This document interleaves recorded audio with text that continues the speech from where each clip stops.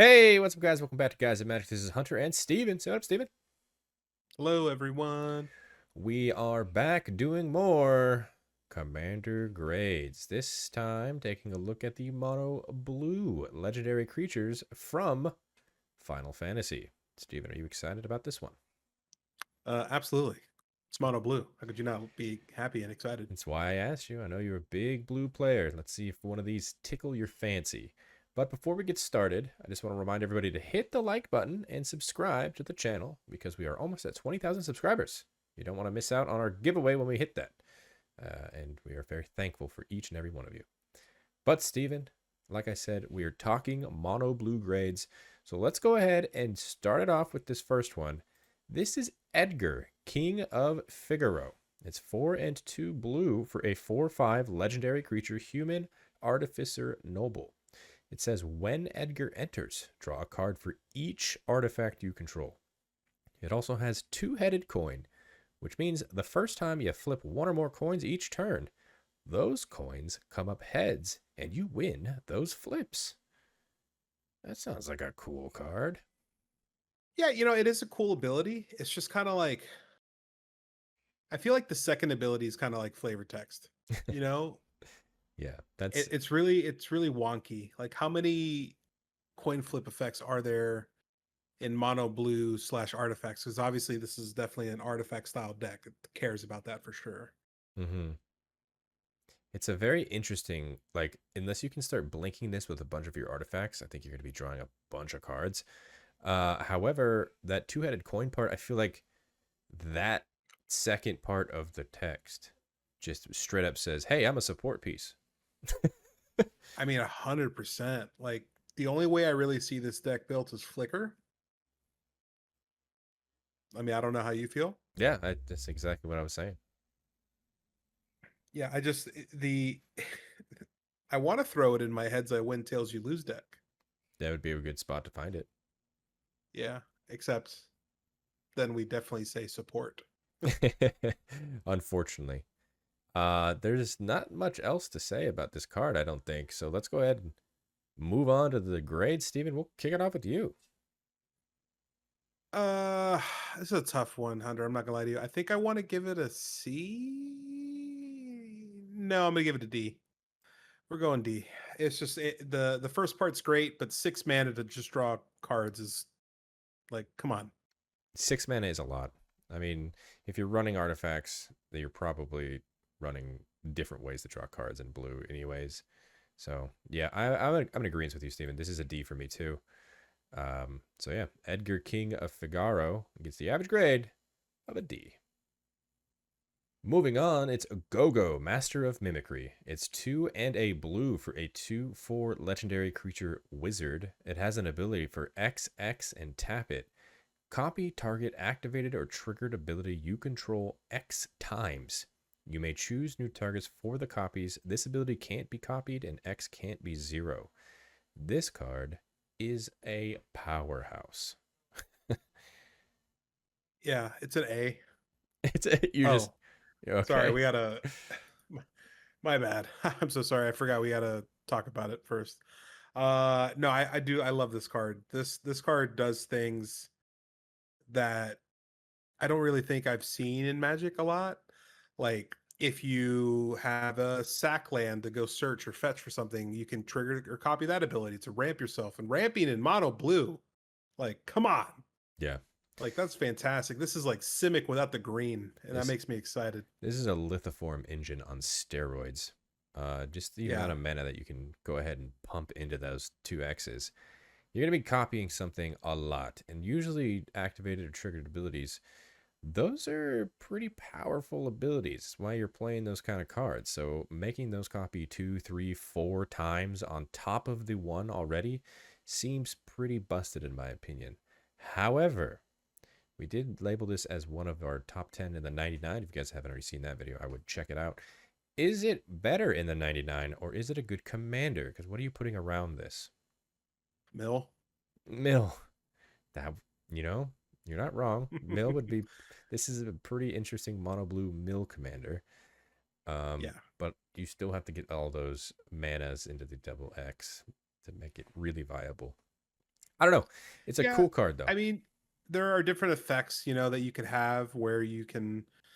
There are a bunch of like blue dorks that tap for mana, and you can only spend to activate like abilities, so that kind of helps in those kind of aspects.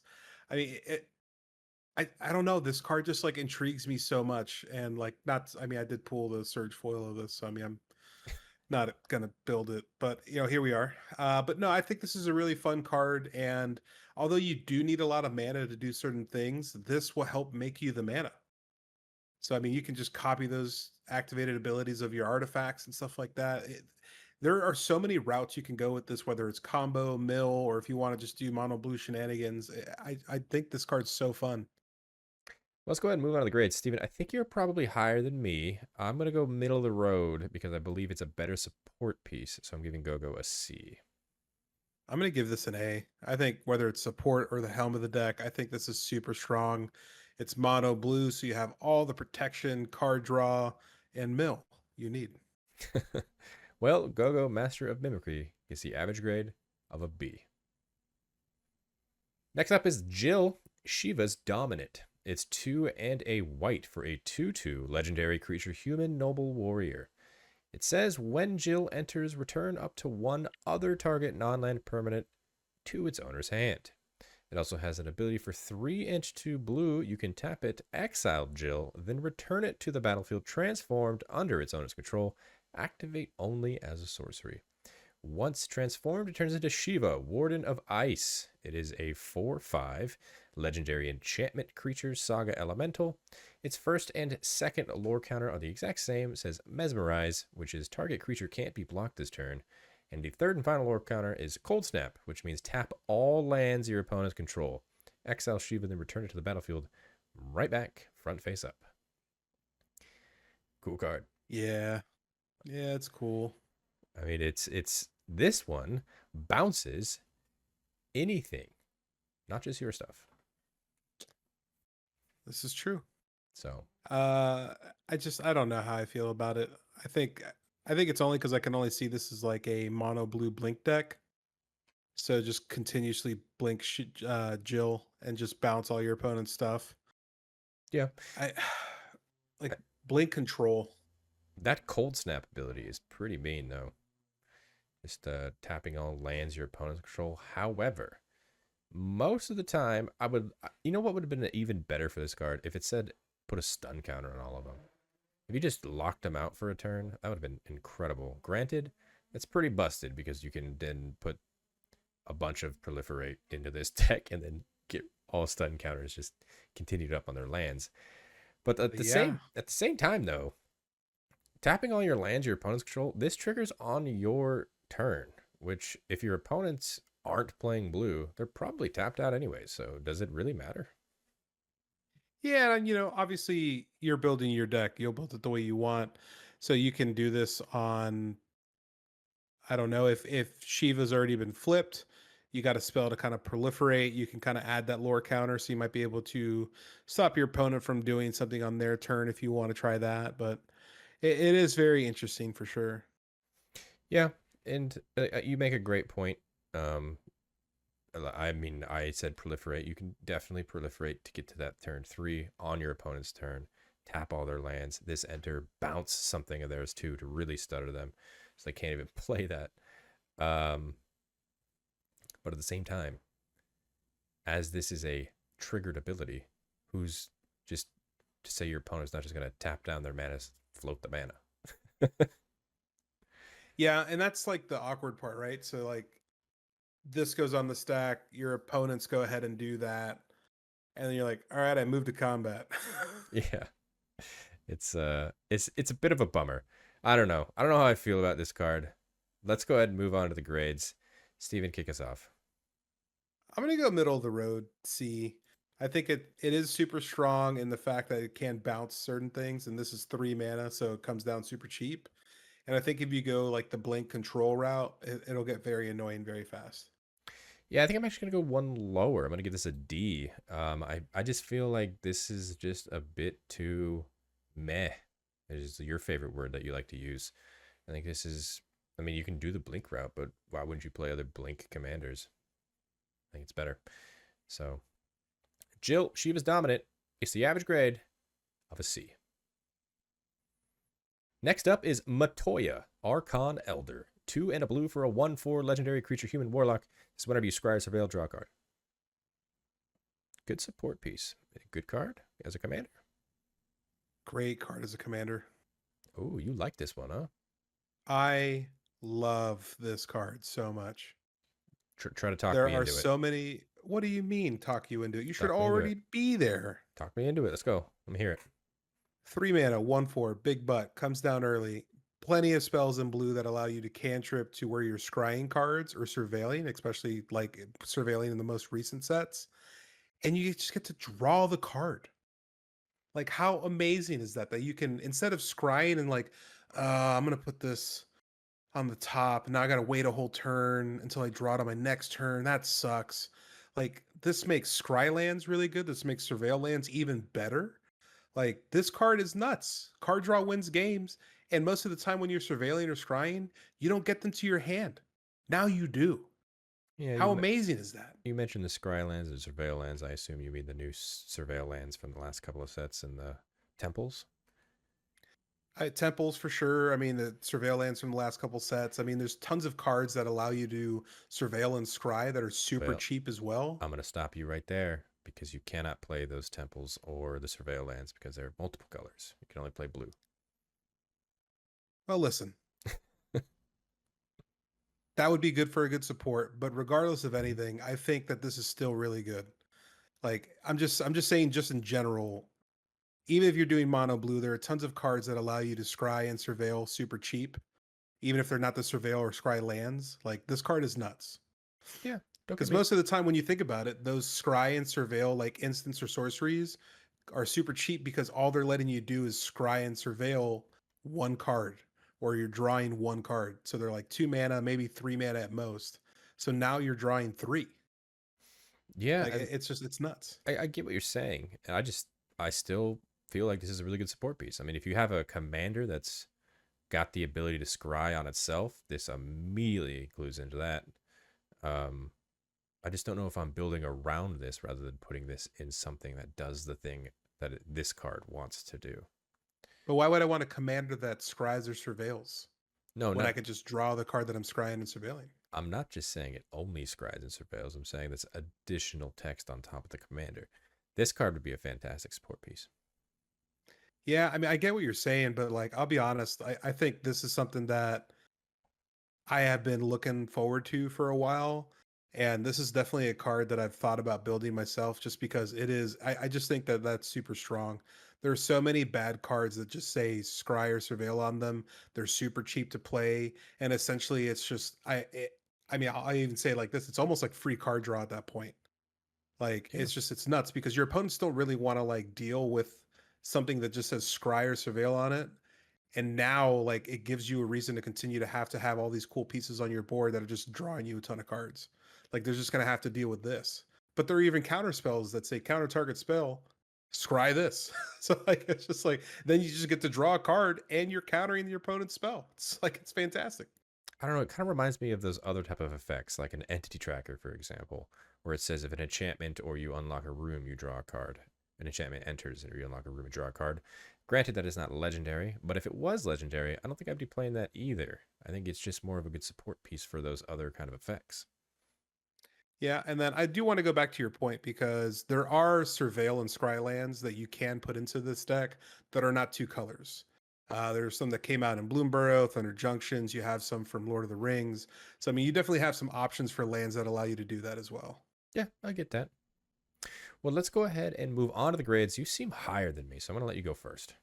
I mean, this is an A. I'm way high on this card. You are very high on this card. I am still going to just stick right there in the middle. This is going to be a C for me, which puts us at an average grade for Matoya of a B. Next up is Quistis Trepe. I don't know if I'm saying that right. That's 2 and a blue for a 2/2 legendary creature human wizard. It's got blue magic, which means whenever it enters, you may cast target instant or sorcery card from a graveyard, and mana of any type can be spent to cast that spell. If that spell would be put into a graveyard, exile it instead. So this This could be your kind of blink commander there, Steven. Just keep bouncing this. Nope. No, you don't want No. to. You don't want to do that. You don't want to take your opponent's stuff that they played. I mean, it's cool and I like that, but like, how many times am I going to be doing this per turn? At that point, because like this still requires the mana. It's not letting you cast it for free. Oh yeah, I know. I'm just trying to talk it up to see if you agree, but I am in agreement with you. I don't think this card is very good at all, unfortunately. Yeah, it is a cool effect, but I think this is the kind of cool effect that I'd rather see in like a support piece of a deck. I don't know if I'd want this at the helm. Yeah, I think that was an easy one. I think we can just go ahead and move on to the grades. I will start us off. It still does something, so it's going to be a D for me. Yeah, I'm gonna put this at a D as well. All right, well, the average grade for Quistis Trepe, once again, don't know, is a D. Trepe. Moving on to Ultimecia, Temporal Threat. It is 4 and 2 blue for a 4/4 legendary creature human warlock. It says when it enters, tap all creatures your opponents control. And then whenever a creature you control deals combat damage to a player, draw a card. That, we keep talking about blink commanders, could be a very viable option.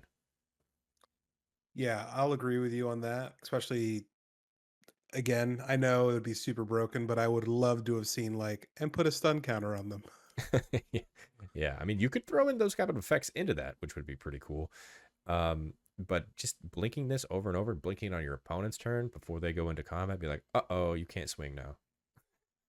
Yeah, I think because it's so good too, right? Because like let's say like on someone else's turn, they go ahead and try and like bounce this or not bounce this, but they try and destroy it or exile it. Hmm. You blink it, and then you just get value from it. Yeah. And then I just absolutely love that piece of text of whenever a creature you control deals combat damage to a player, draw a card. It's not one or more, it's whenever a Yeah, creature, which just however many creatures you have, maybe just have a little bit of 1/1s or just anything like that. You just card draw. Blink this multiple times, put your opponent's defenses down, card draw. What do we say, Steven? Card draw wins games. I think this is a fantastic card. However, 6 mana is a lot.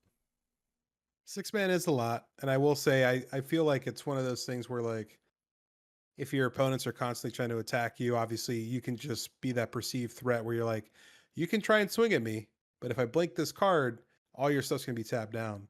Mm-hmm. Or you can swing at somebody else. It's up to you. So like it's like the politicalness of it that I really love too. But it's weird because I see the 6 mana and it turns me off a little bit on this card, but it's so fun because this This screams nope. It really does screen nope. This is a pretty blue commander, if I would just say nope too. But Yeah. yeah, 6 mana is a lot, and I think let's move on to the grades. 6 mana, I keep saying it over and over is a lot, which is why it's not going to be an A, but it is going to be a B for me. Oh wow, I'm surprised you were that high. I think I will put this at a B as well. I'm like teeter tottering between like a C and a B, but I think I for the funness of this card, I'm at a B. Yeah. Ultimecia Temporal Threat gets the average grade of a B.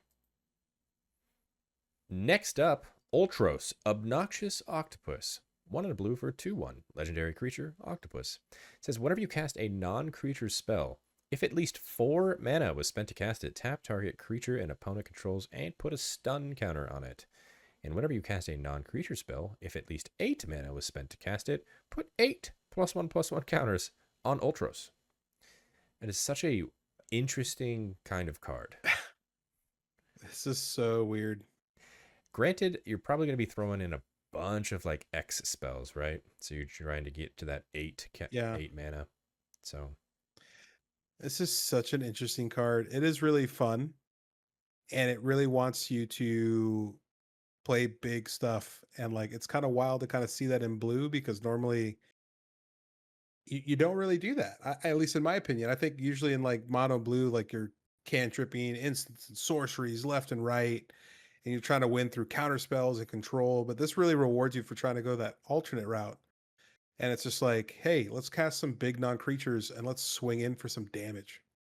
yeah, and I know Riley, if Riley was here, they would probably say, like, this is a big dumb beater at the end of the day, which technically it is. I mean, granted, you get to tap down one creature if you're casting something with 8 mana.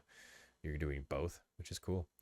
Uh, so maybe you can win with commander damage, but I don't know if I like the building around the 4 and the 8 specific. Yeah, I mean, you know, obviously 4, 5, 6, 7, 8. I get where you're coming from. I don't know. There's something about this card that kind of like tickles my fancy. Hmm. I think it's kind of like fun in a weird way, but like at the same time, like there are ways to go infinite with blue mana or even colorless mana. But again, like what spell am I casting over and over again? I would basically have to combo off drop my entire deck and then put stun counters. And at that point, why not just win through another kind of infinite combo? This just kind of like makes you jump through more hoops if you're trying to do something like that. Yeah, and I'll agree with you. I completely see the fun behind this card. I mean, I said I personally wouldn't want to build around like 4 or 8 mana. I can see how it can be done with the X cost spells. I mean, Mind Splice Apparatus makes things cheaper. That's Yeah. obviously going in this deck. Um, I mean, yeah, X spells is a thing. Monoblue. Maybe this would be a support piece in more of an X spell type deck that's running blue, but it's very cool either way. Yeah. Uh, let's go ahead and move on to the grades. I'm just going to stick middle of the road. I think it's cool. I just don't think it's that powerful. So it's going to be a C for me. Yeah. I think I'm going to go C as well. Like I was saying, it tickles the back of my brain, but like I think that's what brought it up from like a D, not Yeah, like down from a B to a C. So completely agree. Ultros, Obnoxious Octopus gets the average grade of a C. so obnoxious. And the final mono blue legendary creature we're talking about today is Y'shtola Rhul. 4 and 2 blue for a 3/5 legendary creature cat druid. This is the beginning of your end step. Exile target creature you control.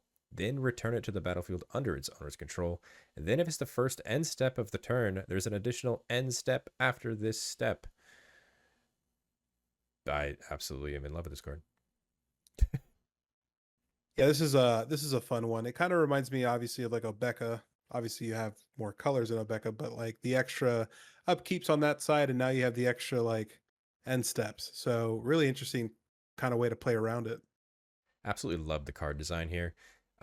It obviously counts itself twice, right? So it's giving you the option to exile something and return it, and then does it again, exile something and return that too.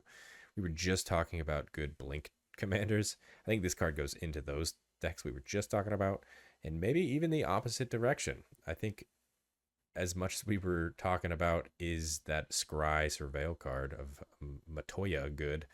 I think this is a commander you can definitely build around. There is so many different kind of end step trigger cards in Magic the Gathering where having those twice is usually a good thing because end step triggers are powerful enough to where you want to make it to that end step, right? So Y'shtola Rhul getting 2, really, really good. Yeah, it's really interesting because like I'm. It almost feels like I'd probably say like 5 out of the 8 cards we're talking about in the mono blue section here go straight into this deck. Exactly. Yeah. And one other thing that we're not even talking about is not only does this give 2 end step triggers, but it's giving basically 2 ETB triggers to whatever you're blinking. Because you're going to blink Yeah. it out. It's going to eat ETB, going to trigger, going to blink it out again because of 2 end steps, ETB again. It's a lot of fun. Yeah, it's pretty cool because like it takes me immediately to like Chimmel the Inner Sun, where you get to discover for 5, I believe it's 5, at your end step. So you just get to discover twice at your end step with this card, which is really fun. Yeah. And then just like all the mono blue cards that like say when this card enters, draw 3 cards, maybe untap this. Like, you know, Peregrine Drake is like a card that screams like this card to me. So I, the, it's really fun. This is super exciting, and I pulled one of these cards too. So I don't know. Now my Maybe, mind's racing, Hunter. My mind's racing. maybe, but I will give one downside, and I think it's a downside we always talk about is starting at 6 mana. That is rough. This is kind of a kill on sight commander if your deck's doing the thing correctly. Yeah, but you know, listen, we all build the decks the same way, right? So force of negation, force Hmm. of will, I think we'll be fine, right? Throw That's an extra $100 for counter spells. that's true. That's true. Let's go ahead and move on to the grade, Steven. We'll start with you. I mean, I'm gonna put this at a B, just because it is super expensive on the mana. And the second this dies, I think once you get to 10 mana for this card, You're sad. it's so aggressive. I will say before you give your Great Hunter, I think the reason why I'm still super high on this card, even though it is 6 mana, is most of the stuff on your board is probably going to stick around. People will probably target this first. So you'll probably still have all your stuff that says on end step stuff will trigger. So at least you'll have some fun to have before this leaves. You know, Steven, I'm in completely agreement with you. I'm also giving this a B.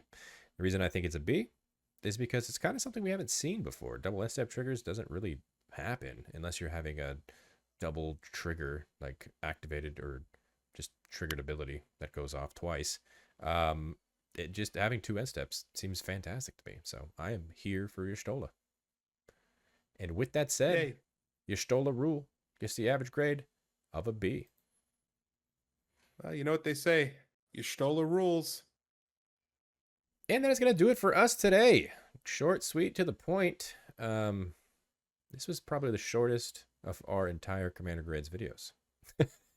Which, I mean, yeah. in a normal set, this would be a longer one. So, I don't know. Final Fantasy, we're here. If you guys wanted to check out the other grades, the other Final Fantasy cards, check the links in the description. There are a bunch of them, depending on when you're watching it. Who knows? And also, while you're in the description, you'll find links to all of our social media accounts. Follow us on those as well. Comment down below. Do you guys agree with these grades? Maybe you disagreed with these grades. Always interested to hear your guys' opinions on everything that we talk about. Always. You guys are awesome. Also, hit that like button and subscribe because you don't want to miss out on all of the other videos that we are constantly putting out. And on the screen right now, those are all of our Patreon subscribers. Thank you guys so much for your added support. It really does mean the world to us. If you guys wanted to check out what they're seeing, which is not here on YouTube, including exclusive content and early access content and a bunch of other stuff, once again, link in the description. Consider subscribing. Very special shout out to our Gains Indestructible tier, starting with Aaron Hill, Aaron Martin, Brian Gagniela, Daryl Tripp, Demarion Turner, Doc Jerome, Jimmy Ward, Jay Pizzle, Kevo, Larry Killian, Samuel Abbott, Thrifty PSGR, and William Colombo. You guys are awesome. Appreciate every single one of you. And until the next video, I hope you guys have a great rest of your day. Peace.